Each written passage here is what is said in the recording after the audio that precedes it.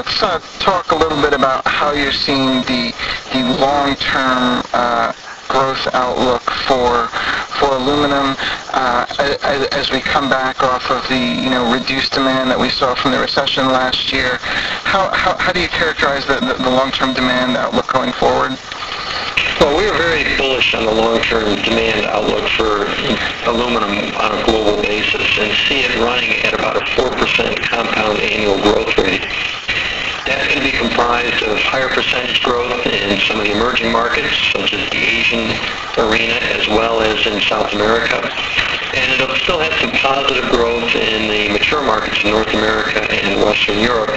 But these might lag a little bit, mainly because we do see the recovery taking longer in these markets than the others.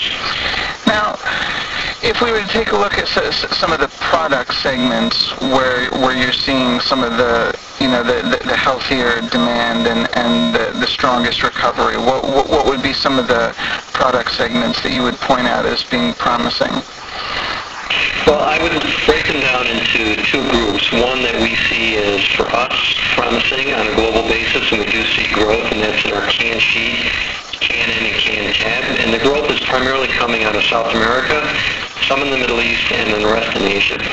But if I look at some of the emerging trends that are really beginning to impact our business, and I would call them under the guidelines or themes of sustainability and urbanization, we're beginning to see an increase in demand in what we call industrial products, or really it's electronic consumer durables. And these include the end products such as LED televisions, laptops, computers, gaming stations, cell phones, cameras, etc. Anything that requires an aluminum carrier for stability, lightweight, and other factors, we do see demand primarily coming out of Asia, because most of these products are produced there and shipped worldwide.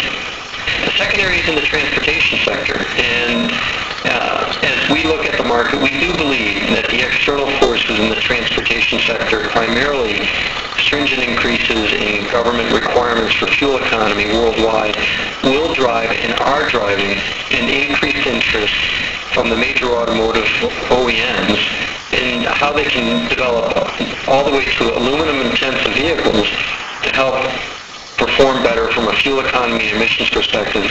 But these won't hit the market for another 2 to 3 years. But we are seeing a significant change in demand interest there. And then finally, let's talk a little bit about maybe how you see diversification within your business. You did get about 52% of your 2009 sales at $10.2 billion from beverage cans.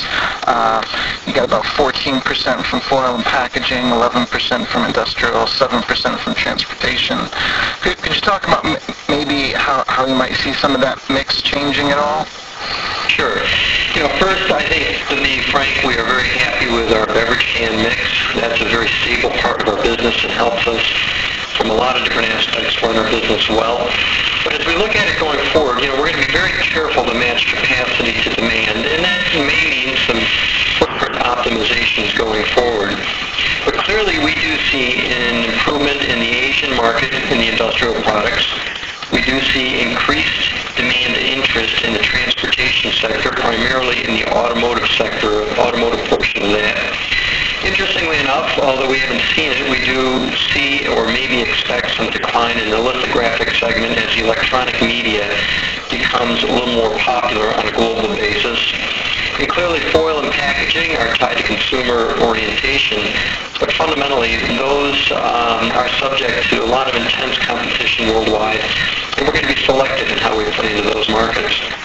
So if you step back from it, growth areas are electronic products, consumer durables such as automotive, which are being driven by external factors, general economy uplift in terms of construction and other, and really watch this space in lithographic sheet and foil packaging and other. Okay, thank you very much. Again, I'm a Lococo Bloomberg News reporter talking to Philip Martens, President and Chief Operating Officer of Novelis Inc. Thanks for your time, Phil.